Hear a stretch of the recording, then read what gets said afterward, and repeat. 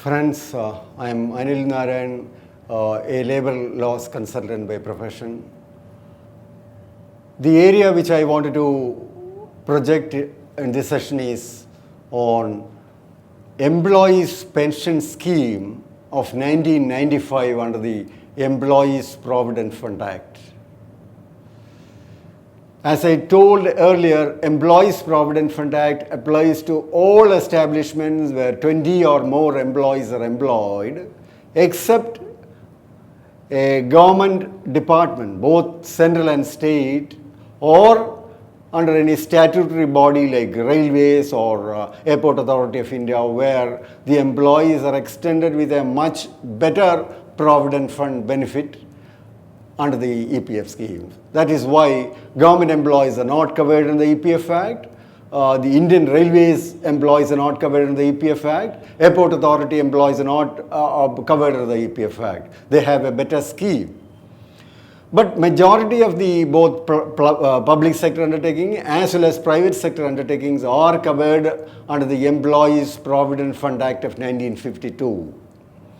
When the Act was introduced in 1952, there was only one single provision of social security benefit extended, but over a period of time, the government has introduced the Employees Pension Scheme of 1995, where as that the pension scheme of the government employees, a small amount of pension is given to the employees covered under the Employees Provident Fund Act. But the fact remains the benefit under the Employees Pension Scheme of 1995 is negligible when it is compared with that of the pension of the government employees. The reason being, government employees' pension is always linked with the consumer price index, and every DA is increased, the pensioners are also getting a higher pension. But here under the pension is a fixed amount. It is not linked to the cost of the living index of the employees, and not only that, the calculation of pension under the employees pension scheme is pensionable salary into pensionable service divided by 70, whereas in government employees it is pensionable salary into pensionable service divided by 20 in the case of central government employees, and 33 in the case of state government establishment employees. So recently the Supreme Court has come out with a very, very interesting judgment, which has come out very recently in all the newspapers, and all the employees and labor enforcement machineries and HR managers are right now confused as to what is the outcome of the employees pension scheme. Based on the Supreme Court judgment, there are employees in certain establishments where employees started getting 20,000, 30,000, 35,000 rupees pension from the employees pension scheme of 1995. You will be wondering, because otherwise an employee pension and the employee pension scheme under the Provident Fund was only negligible, namely 1,000 rupees or 1,500 rupees, etc. And employees are not happy. But after the Supreme Court judgment stipulates that the Employees Provident Fund machinery cannot cap the contribution, because if you are contributing more than 15,000 rupees as salary, but your contribution under the pension scheme is limited only to the 15,000 rupees. So your pensionable salary always remains as 15,000 rupees, even though the employer is contributing more than 15,000 rupees. Say for example, your employer is giving a matching contribution, say for your 1 lakh rupees. But the Provident Fund Authority was not allowing to contribute for the entire 1 lakh on your pension account. Your pensionable salary will always remain as 15,000 rupees, and while calculating the pension, you will get only a very negligible amount. So this regulation, the Provident Fund Authority has come out with a stipulation and an order, an administrative order, prohibiting all employers to contribute above the 15,000 limit by a notification, by a circular during 2004, and none of the employers are allowed to contribute more than the statutory limit. So that statutory limit has been taken away by the Supreme Court. It has been, Supreme Court found that such a prescription or a direction regulating the contribution on a lesser amount is only, will only defeat the very purpose and object of the Act, because the statute doesn't provide that. You cannot have a regulation or an order, administrative order against the statute, because statute doesn't provide that. So as a result, those employers who are contributing above 15,000 is right now is very happy to get a higher pension based on the employer's matching contribution over and above 15,000 rupees. The second important provision is the Provident Fund Authority has come out with a guideline that the pensionable salary has to be calculated based on the 60 months average salary from 1/9/2014. So while taking the 60 months average as pensionable salary, you are naturally 50 months preceding 12 months average salary will come to a very lesser amount, and the pensionable salary for calculating pension will also will be reduced considerably. But the Supreme Court finally found that notification of 1/9/2014 has been set aside by the Kerala High Court, which has been confirmed by the Supreme Court, and finally now the average, the pensionable salary can be for the 12 months average as that is the prior notification, that is 1/9/2014, and all employees are happy.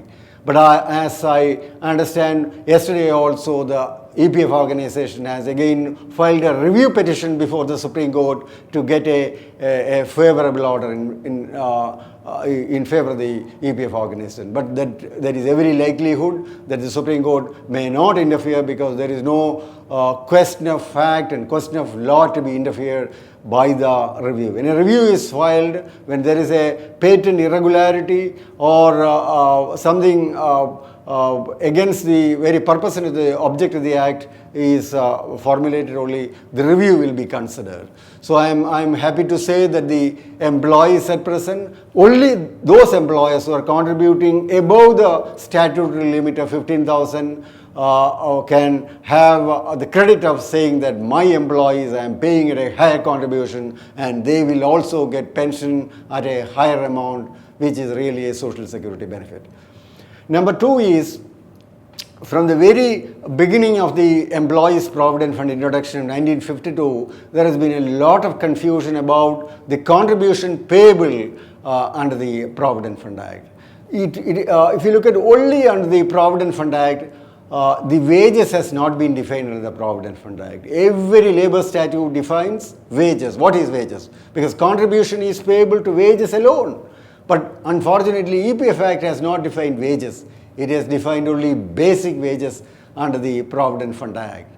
And it says contribution has to be paid under Section 6. So a conjoined or a combined reading of the definition of basic wages and the contribution under Section 6 can only get a result of what is the contribution payable. Under the basic wages, it says DA is excluded, but for the purpose of contribution, it includes DNS allowance.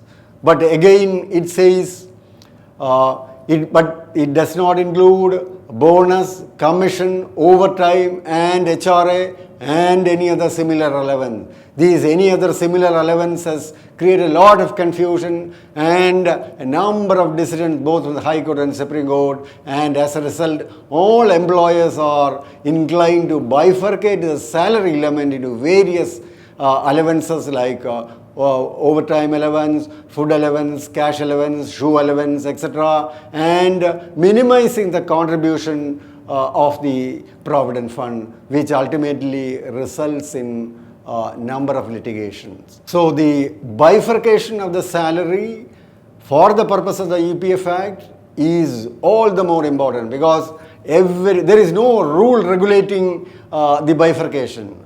Under the Minimum Wages Act, you can have basic DA on certain industries, certain scheduled employments, there is HRA, but there is no uniformity for bifurcation. Employers at their own convenience bifurcate the salary into various allowances, and they pay contribution for a lesser amount for basic and DA. Maybe some employers tend to pay for 40%, 50%, 60% of the entire total package.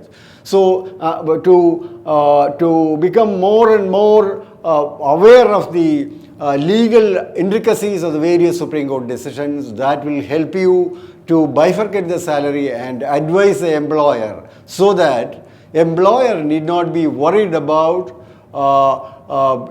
the short payment and assessment carried by the employer. The two important issues arises for consideration is, one is non-enrollment. You don't enroll employees, contract employees, casual employees, temporary employees, etc., which attracts assessment and recovery.